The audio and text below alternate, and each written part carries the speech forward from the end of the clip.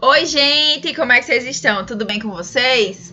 Tô aqui diretamente para vocês. Hoje nós vamos vir com uma grande revisão, vamos revisar tudo que vimos nesse maravilhoso módulo, né? Então, a gente viu muita coisa bacana, muita coisa legal. E para ficar tudo fresquinho na cabeça de vocês, para que vocês consigam realmente relembrar de todo o trabalho que foi feito, a gente vai fazer essa grande revisão, certo? Então, esse é o momento de aparar aquelas arestazinhas, o que não ficou claro, o que não lembra bem. Lembrem que eu tô sempre disponível para tirar dúvida, eu tô sempre no grupo, pode falar no meu individual, né? O que for, mandar e-mail para mim que eu respondo, certo? Então, o intuito de hoje é esse, que a gente tire as dúvidas do módulo, que a gente revise coisas importantes, tá? Porque realmente é preciso que a gente faça esse trabalho, certo? Então, eu conto com vocês, é um prazer estar aqui novamente e vem comigo que vai começar mais um conteúdo bacana para vocês. Gente, então como eu falei, hoje o intuito é que a gente faça uma revisão, né, de tudo que vimos, certo? Nós estamos, né, no módulo de saúde e seus cuidados e a gente bateu ele de ponta a ponta. Se você pega seu material, você vai ver que todos os capítulos foram ministrados, a gente fez atividade, fez exercícios, né? Não se preocupe que algumas coisas sim vão ser retomadas com retorno, tá?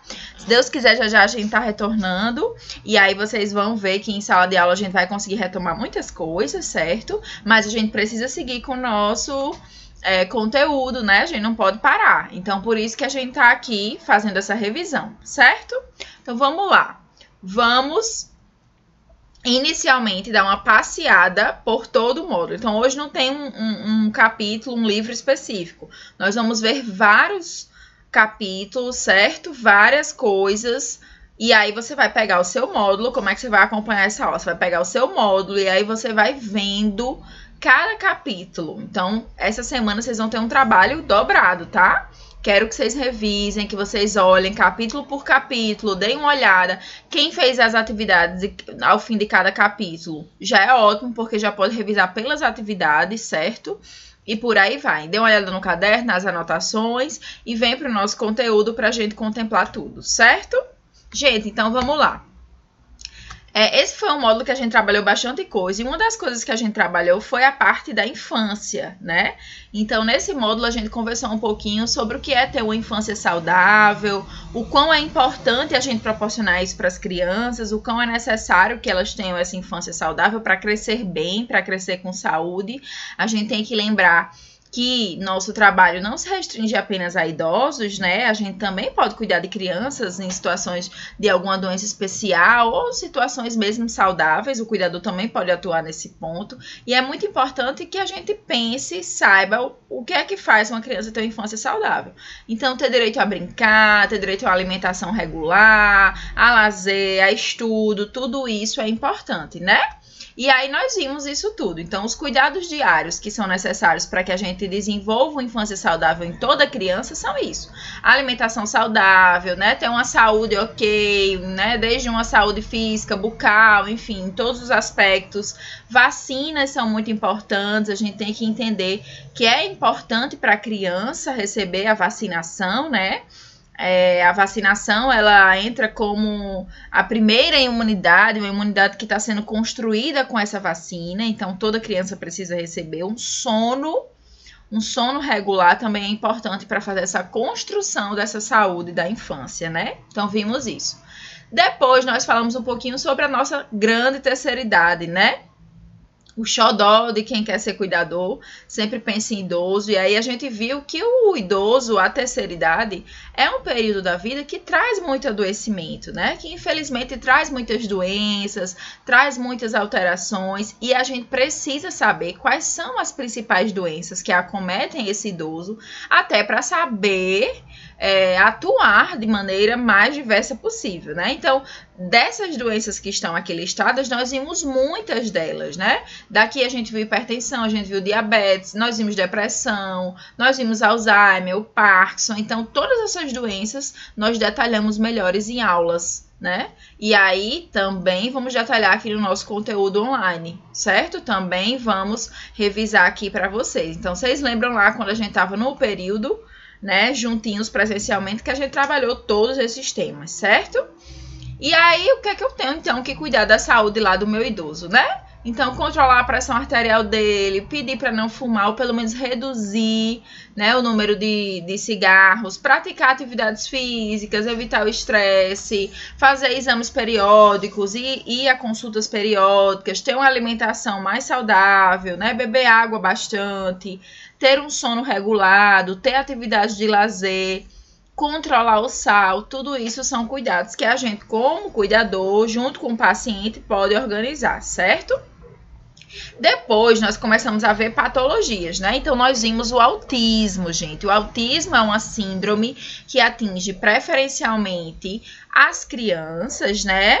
A gente já tem o diagnóstico na infância, mas é uma síndrome que pode sim perpetuar e acompanhar o indivíduo até sua vida adulta, né? Então, do que se caracteriza o autismo, gente? É aquela criança que não se identifica muito com o meio em que está. Na verdade, ela vive em um mundo paralelo, né? Como muita gente se refere ao autismo. Mas o que acontece é que existem alterações, percepções sensoriais, né? Onde a criança, ela interpreta o meio de forma diferente. Então, uma criança normal, quando escuta um som de carro, vamos dizer assim, né? Ela sabe que ali é um carro e tudo mais. E a criança com autismo, ela pode interpretar o som de um carro como um monstro que está vindo perto dela, né?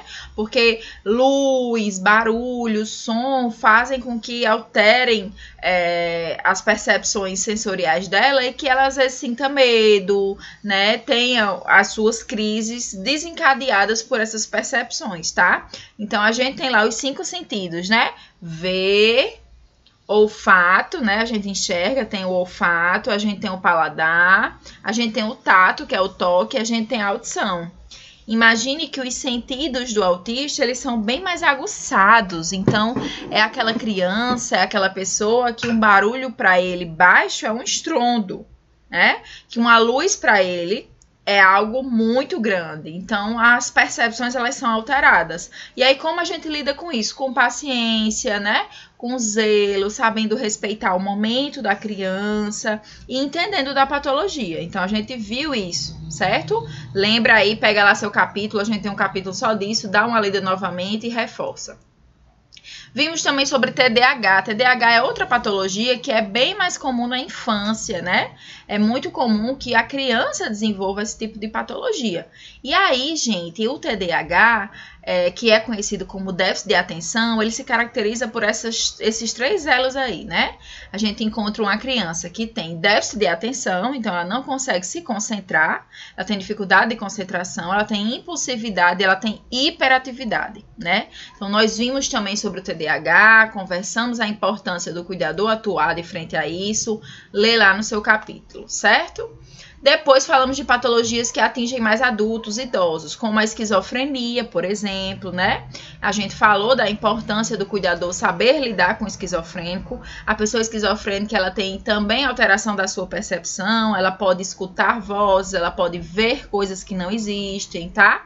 Então, tem alucinações visuais e auditivas, e é importante a gente conhecer a doença para não julgar, para acolher esse paciente, certo? Aí falamos também do transtorno bipolar, que também é uma alteração que atinge em sua maioria das vezes adultos, né? E aí o transtorno bipolar, gente, ele se caracteriza como uma síndrome em que o paciente, ele tem realmente oscilações de humor muito fortes, muito persistentes. Então, é aquela pessoa que tem lá uma euforia, uma alegria muito grande, que oscila com a tristeza enorme, né? Normalmente, a gente oscila no nosso dia a dia, mas as oscilações do bipolar são extremas. É aquela pessoa que está pensando agora em se matar e do nada, no mesmo dia, meia hora depois, faz uma festa de aniversário, né? Então, mais ou menos isso, certo? Falamos também da depressão. A depressão é realmente uma patologia que atinge muitas pessoas, né, no nosso meio hoje, idosos, crianças, adultos. E o bacana não, né, mas o interessante da depressão é a gente saber diferenciar da tristeza. Porque nem toda tristeza é depressão, né? A gente tem mania de dizer, ah, fulano, você tá muito depressivo porque tá triste. Mas a gente viu que para ser depressão tem que ter os sintomas lá persistentes por mais de 2 semanas, 3 meses e todos esses sintomas aí que vocês estão vendo, né? Cansaço, irritabilidade, pode ter sonolência ou insônia, sentimento de tristeza, de desesperança, tudo isso a gente trabalhou.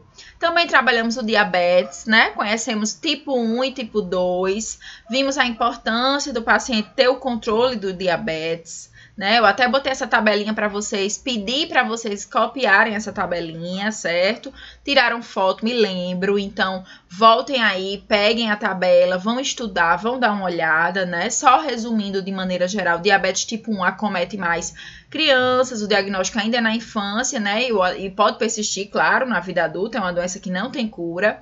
O paciente ele vai depender de insulina, então ele vai precisar de insulina para sobreviver, né? Já o tipo 2 não, às vezes a gente controla só com a medicação.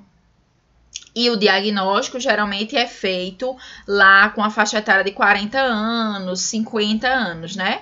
O tipo 2 importa muito se você não faz atividade física, se você come besteira. No tipo 1 não, né? É mais uma doença autoimune que aparece ao acaso. Então lembrem disso, voltem lá, a importância da gente relembrar isso, tá? Falamos também de hipertensão, gente, né? Uma doença muito comum no nosso meio. Vai ser muito difícil vocês pegarem um paciente que está doente que não tem hipertensão, né? A hipertensão, ela pode e deve ser controlada. Ela tem alguns fatores de risco, como obesidade, como hereditariedade, né? O histórico familiar. A pessoa que tem um excesso de sal, que tem uma alimentação não saudável, também pode ter esse grau de adoecimento maior, tá? Mas aí vimos as práticas de aferir pressão, tudo isso foram feitas, então relembrem também a anotação, vão para o capítulo de pressão arterial para vocês darem uma lida, tá? Aí dentro disso a gente trabalhou os AVCs, né? Que a gente também encontra nesse nosso módulo, certo? O AVC ele é de 2 tipos, ele é o isquêmico, quando um vasozinho do cérebro é entupido, e é o hemorrágico, quando um vasozinho do cérebro é rompido, ele se abre e sangra lá dentro. Então, essa é a diferença do AVC isquêmico e do AVC hemorrágico. Como é que eu sei a diferença? Eu preciso de um exame para ver. Mas o paciente vai apresentar o mesmo quadro, o mesmo sintoma. Antigamente, se dizia que o hemorrágico era mais forte, os sintomas. Hoje a gente sabe que isso não existe, certo? Apenas a diferenciação ela se dá por um exame de imagem, certo? Mas o que é que a gente vai perceber no nosso paciente? Para saber ou desconfiar que ele está tendo um AVC, né? Ele pode sentir uma dor na cabeça? Pode, que é o que a maioria acha que sente, mas outros sinais são importantes. Então, fraqueza muscular, você pede para apertar a mão, ele sem força, principalmente de um lado ou do outro, a boca entorta um pouco, né? Não consegue falar, fala embuluada. Então, são sinais que a gente tem que se atentar e correr para o pronto-socorro, porque aqui é ouro, quanto mais rápido, melhor, certo? Falamos sobre Parkinson também, né? O Parkinson é uma doença que atinge também muitas pessoas, principalmente na faixa etária de 50, 60, 70 anos, então já pega o idoso, e aí é aquele paciente que tem tremor, que tem desequilíbrio, né, que tem uma rigidez muscular e pode ter problemas de memória, então o cuidador tem que estar atuante, relembrem, revejam esse conteúdo, a gente falou muito sobre isso, certo? Também trabalhamos sobre o transtorno somatoforme, né? São transtornos, quem lembra lá? A psicose por medicamento, o transtorno paranoico, né? Da pessoa acreditar que está doente, procurar a doença, tomar bastante medicação, viver em médico, viver em farmácia, ou ter uma distorção do corpo, né? Aquela vigorexia, aquela loucura por academia. Tudo isso nós trabalhamos nesse módulo, certo? Então, foi um módulo que a gente trabalhou bastante assunto, bastante coisa relevante. Aí, a gente também falou de Alzheimer, gente. O Alzheimer é uma doença carro-chefe das demências, né? Se a gente relembra lá, não é a única causa de demência, mas 70% das demências são Alzheimer. O Alzheimer é uma doença progressiva, que o cuidador tem que estar sempre atuante, tem que fazer, né, esse acompanhamento com o paciente desde o início do diagnóstico até sua progressão da doença, se possível. Às vezes a gente chega já, o idoso já tem um diagnóstico, já está no quadro mais avançado, mas é um paciente que precisa ser estimulado, né, para retardar a perda de memória, para a gente não ter lá uma perca tão rápida da memória. Então, ele precisa ser estimulado estimulado, a gente precisa tentar trazer coisas lúdicas, mas que mexam com a memória do paciente, né? Então, um joguinho da memória, ver fotos antigas, a gente viu que são coisas e estratégias que a gente pode fazer, certo? Aí, a gente finalizando, a gente também viu algumas medidas de primeiros socorros no domicílio, né? Então, falamos de bastante coisa, falamos de engasgo, falamos de muitas coisas e falamos das quedas. As quedas também são bem relevantes no nosso meio e é importante que a gente saiba atuar e que a gente saiba fazer a prevenção das quedas. Então, evitar deixar tapetes no chão, né? Evitar que o paciente ande com algum calçado que escorregue, certo? Usar sempre um sapato antiderrapante. Então, são estratégias que a gente viu que são importantes e que contam muito. Então, pega lá, abre teu material, dá uma lida e uma relida nessa parte que é importante, tá? E depois também falamos das desidratações, né? Então, a gente falou que os quadros de desidratação, eles acontecem por vômito, por diarreia, por uma febre, doenças em geral, né? E o importante é que a gente sempre mantenha esse paciente hidratado. Então, oferecer bastante água, perceber se ele não tá lá com os olhos mais sem brilho, né? Com a urina mais concentrada, com a pele mais seca, o lábio ressecado. Isso tudo pode indicar sinal de desidratação. Não é só doença que causa desidratação, não, gente. Se você não tomar água, se você não dá o aporte de hidratação para o paciente, ele também vai ter, sim, um quadro de desidratação, certo? Então, é importante que a gente saiba fazer essa orientação para o paciente, tá? Tomar água e oferecer, porque às vezes o paciente ele não sabe que ele precisa tomar água. Então, é isso, gente, tá? Eu quis trazer, de maneira geral, os pontos mais importantes. Profiar a prova, como é que vai ser? Não tô entendendo nada, tá? Deixa eu só botar aqui pra mim, pra ficar olhando com vocês olho no olho, tá? Não se preocupem, certo? O nosso conteúdo, ele foi dado, mas ele vai ser retomado quando a gente retornar de forma presencial, porque se ficaram algumas dúvidas, algumas coisas vão ser tiradas, essas dúvidas, e nossa prova, nossa avaliação, ela vai ser feita no retorno, certo? Então, quanto a isso, não se preocupem, nós vamos caminhar, nós vamos seguir, certo? Porque a gente também não pode parar, tá? Lembrem que o nosso trabalho ele continua e até um estímulo para vocês também se estimularem a continuarem estudando, tá? Então, eu vou fazer exercícios desse módulo inteiro, vai ser uma revisão bem bacana, e aí vão abordar até questões que vocês já fizeram, vou ver quais foram as que vocês mais erraram, vou botar de novo lá para ver como é que vocês vão fazer e vão acertar agora, se Deus quiser vai dar certo, tá? Então, não se preocupe que quanto à avaliação, quanto a notas, essas atividades estão sendo atribuídas notas, elas também vão valer para a avaliação de vocês, então não deixem de fazer. E no retorno a gente conversa sobre isso, sobre a parte de notas, tá? Então, nem se preocupem com isso, que vai ser pontuado tudo e tá dando tudo certo, tá? Então, voltando aqui, vocês sabem já como é o exercício de fixação, tá? Pelo formulário, bonitinho, estão enviando, ótimo. E aí, o nosso próximo conteúdo, como eu disse, vai ser uma virada de módulo. Olha que legal, nós vamos para um módulo de profissão de cuidador, tá? Então, nós vamos começar um módulo muito importante, um módulo que a gente discute sobre a profissão do cuidador, o que é que realmente eu tenho que ter e me aperfeiçoar para ser um cuidador de excelência. Beijão, gente, até a próxima, estudem!